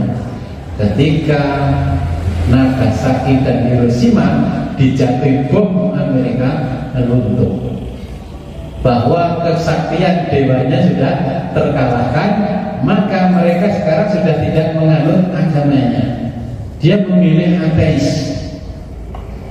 Terus pokoknya udah nanggunya penak serang unu-unuan lah. Ora ziarah-ziarahan, tente duit. Oke, ini tradisinya ditanamkan. Orang Jawa juga sama. Dulu Raja Jawa itu adalah titisan Sang Batara, ya. Makanya Raja Jawa itu dinisbatkan sebagai penjelmaan Tuhan di muka bumi. Maka nggak boleh melarang, menentang Raja di Jawa itu. Makanya dijuluki Raja itu pangeran itu persamaan dari kata pangeran, karena jelmaan Tuhan yang ada di sini. Dan dia punya wakil yang hebat namanya Sabdo Palon Noloyono Genggo. Tapi ketika dewa mereka dan orang suci di bawahnya dewa yang menjadi penasihat raja kalah dengan Sunan Kalijaga, maka orang Jawa berbondong-bondong meninggalkan dewanya, memilih agama Islam. Ini kisahnya. Ya satu sisi orang kafir seperti itu, satu sisi di kita juga sama seperti itu. Nah, nanti Islam ini juga dikisahkan dengan mitologi-mitologi yang luar biasa. Kita kan sering menyebutkan bahwa ini ada wali kutub, wali abdal yang memiliki karomah-karomah, dan guru-gurunya juga memiliki karomah. Nanti kalau karomah itu ternyata dihilangkan oleh Allah, jangan salah kalau anak cucu kita juga kembali mengikuti iblis. Iblis gak perlu agama, sementing udah penak, nganggut kayak penak. Ya contohnya kan seperti negara tetangga di Taiwan, di Hong Kong, gak pernah ada acara-acara keagamaan. Uripnya kono penak semuanya enak. Dari sisi dunia ya enak. Sekarang tarian sego tabuhan, sekarang sego kucing, sekarang uripnya penak. Setiap tahun malah bisa pergi ke Indonesia wisata, bisa pergi ke mana-mana wisata. Kita bupati, kelasnya bupati, setahun misalkan Hongkong nggak iso. Nah, kita ternyata tergolong negara paling murah senyum tapi relatif tidak bahagia. Nah, pokoknya kalau bahagia kan nggak mungkin bahwa ini nyangketi terus PKH, peserta PKH. Bolak-balik di apa RT, tonggomu jangan sih, bukan gue sih mau main ini, kan relatif bisa bahagia. Okay. Jadi pandangan-pandangan ini akhirnya juga akan dihancurkan. Orang ternyata banyak yang menutup aurat, yang memperkosa ternyata pemuka agamanya. Ini juga yang menjadikan orang tidak meyakini agamanya. Walau geruduk ujung-ujungnya. Ya sekarang orang yang makin sekuler ke sini, uangnya makin banyak. Ya bisnisnya makin jalan, makin banyak. Dan itu yang didatangi proposal-proposal. Yang semakin banyak ritual-ritual keagamaannya, makin tidak sukses. Ya. Ini digeser, nah, pola pikirnya digeser. Nah, pola pikir yang diletakkan walladzina kafaru wa kadzabu bi ayatina itu begini. Orang sekarang hanya disemangati ritual-ritual keagamaan saja, tapi tidak menyentuh spiritualnya. Ya, tidak menyentuh spiritualnya. Orang disemangati agamanya, tapi tidak menyentuh juga kepada nilai-nilai yang terkandung di dalam agamanya. Ya, akidahnya sudah tidak ada, semuanya sudah tidak ada.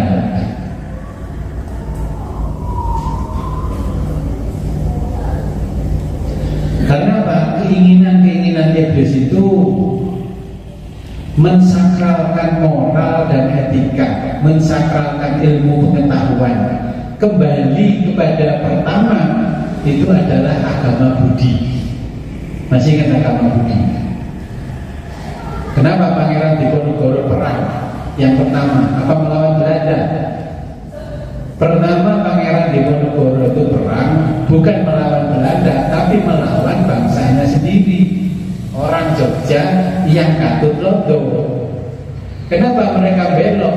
Karena mereka menganggap bahwa Pangeran Diponegoro itu sudah ke Arapan, nggak kayak belakon lagi, pakai udeng-udengan persis orang-orang dari Arab. Nah, Diponegoro dituduh sebagai Arabisasi. Maka di zaman Belanda muncul mereka itu menjadi Budi Utomo. Masih mengenal Budi Utomo? Sekolah-sekolah Budi Utomo itu orang-orang yang ingin mengembalikan keyakinan-keyakinan Jawa, kejawen itu masuk di situ.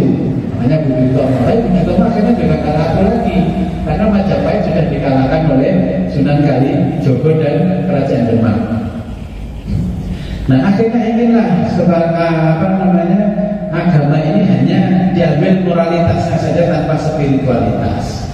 Wis pokoknya kopiahan, udeng-udengan, serbannya puter-puter begini, orang yakin bahwa dia alim. Padahal ya propos di dalamnya. Inilah desainnya iblis. Orang ritualnya tinggi. Setiap minggu itu nggak ada tempat yang kosong tanpa ritual.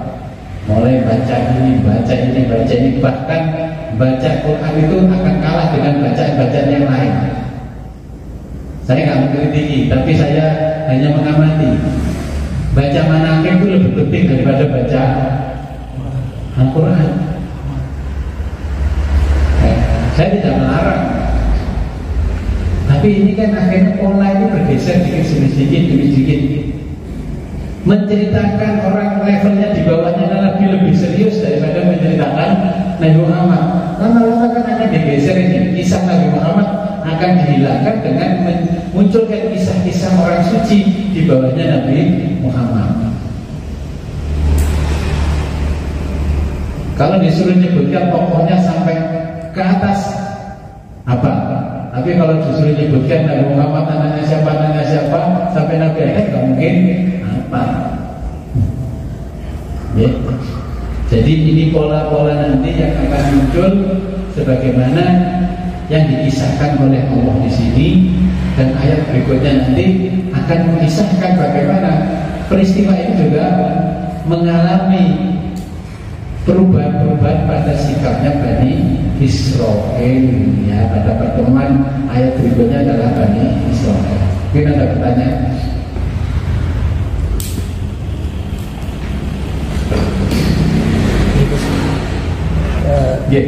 Kata saya, bapak menjelaskan aturakan situasi yang seperti ini. Bapak ini kenapa macam mendekati munafik macam tak bisa kira-kira. Seperti yang terjadi.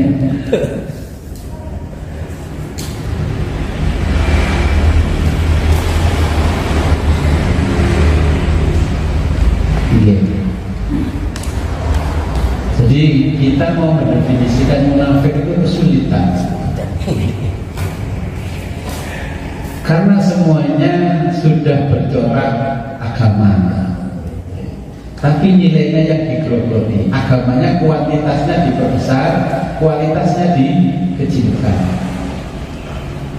Kita tidak usah bicara agama, bicara organisasi massa saja. Contoh, orang yang mengikuti NU, tanya siapa pendiri NU? Paling yang paham itu hanya segelintir orang, beberapa orang saja. Jamaah yang di bawahnya ya wah bukan. Sama yang di Muhammadiyah ditanya, siapa pendiri mana? Siapa ini? Bingung. Kualitasnya dikurangi, kuantitasnya diperbanyak. Sama dengan Islam. Budaya itu diperbesar, dari budaya manapun ditampung, dan semuanya dikatakan bahwa ini adalah Islam. Tapi itu jauh dari Islam. Contohnya saja, perbankan saja disebutnya syariah, tapi kalau kita teliti dari metodologi yang lain, jauh dari syariah. Ternyata itu hanya islamisasi bank saja. Pendidikan sama, ini hanya islamisasi saja.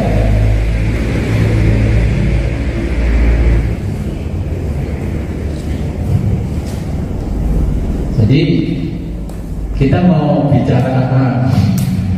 Sekarang ya sulit.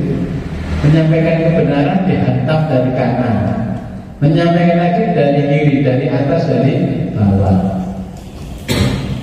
Ini sudah dijelaskan oleh Allah sampai ayat ke-39. Justru yang menyampaikan agama dengan benar maka dianggap salah, karena temannya tidak ada. Makanya kenapa di fikih itu ada yang namanya pendapat itu masyhur, asom, sahih, dan sebagainya. Nanti di sana mengikuti akeh, oke kan?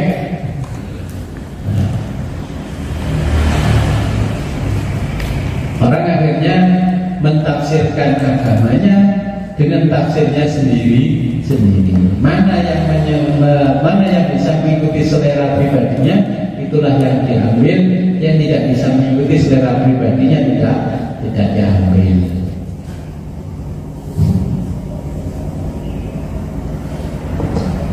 Seperti mana ini? Tentang doa Saya beliau pada saat itu Nabi Adam dengan ibu Hawa itu ke-8 itu. Seperti bagaimana garuh tambahan ini, sehingga menangis sampai meninggal.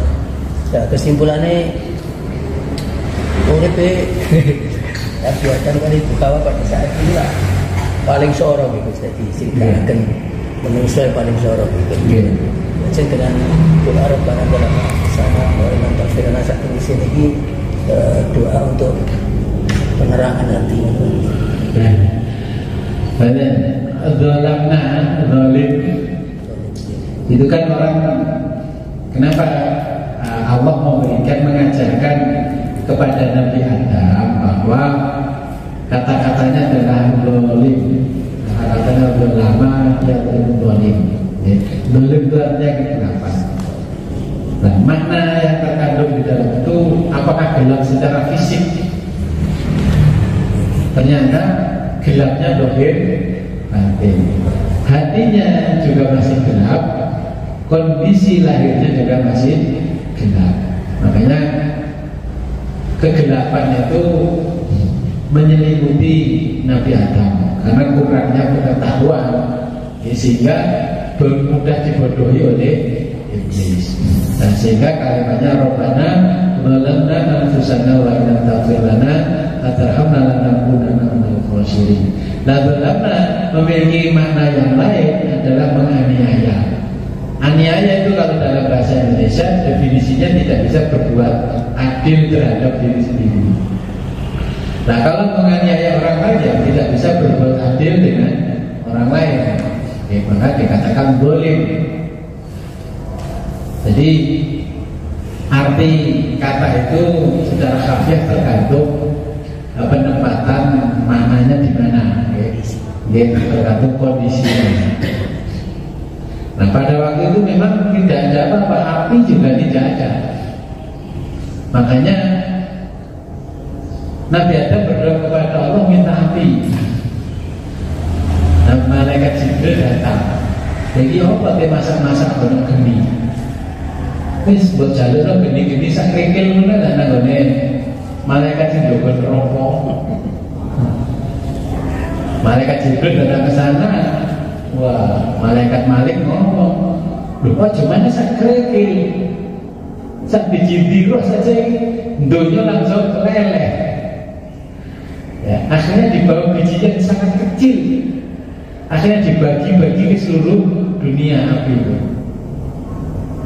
Akhirnya bisa masak, bisa ini. Akhirnya diajari bagaimana masak, bagaimana ini. Karena pada waktu itu tidak mungkin bercocok tanam karena semua tumbuhan masih utuh. Dimakan dari ujung sana, belum habis ujung sana sudah berbuah. Akhirnya ilmunya diturunkan oleh Allah bertahap, mulai cara masaknya, cara ininya, itunya semuanya. Nah, itu melalui proses dari awal Nabi Adam sampai kepada kita. Jadi berevolusi semuanya. Akhirnya membuat baju diajari. Sampai datanglah di masa Nabi Idris. Nabi Idris mengajari bagaimana buat kain, buat baju, bagaimana menjahitnya. Karena cucu Nabi Adam dulu kan dari kelapa-kelapa itu dibuat baju. Ya, seperti orang-orang primitif. Akhirnya diajari. Makanya orang yang mengajari ilmu pengetahuan dinamakan Idris. Bahasa Arabnya darsun itu pelajaran.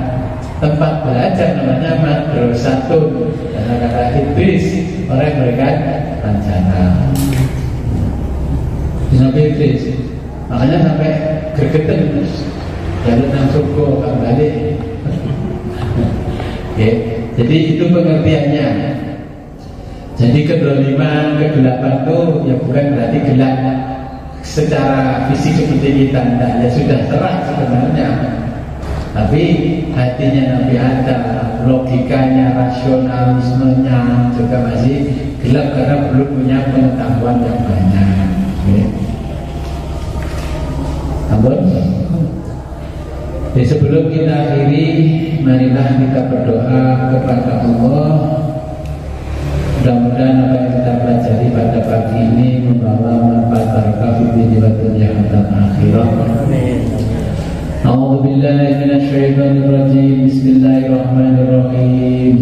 Allahumma shalli wa sallim wa barik ala sayyidina Muhammad wa ala ali sayyidina Muhammad wa ala ali sahabatil Allahumma anta rabbana la ilaha anta alaika tawakkalna wa anta rabbul arsyil azim. Ma syaa Allah kana wa ma yashaa. La haula wa la quwwata illa billahil azim. Innahu a'lamu anna Allah ala kulli syai'in qadir wa anna Allah ala kulli syai'in ilma. Allahumma inna na'udzubika min syarri nafsina wa min syarri kulli dabbatin anta akhidhu binasiyatiha inna rabbana ala siratin mustaqim. Wa sallallahu ala khairi khalqi sayyidina Muhammadin wa ala alihi wa sahbihi wa barik alhamdulillahi rabbil alamin. Al-Fatihah.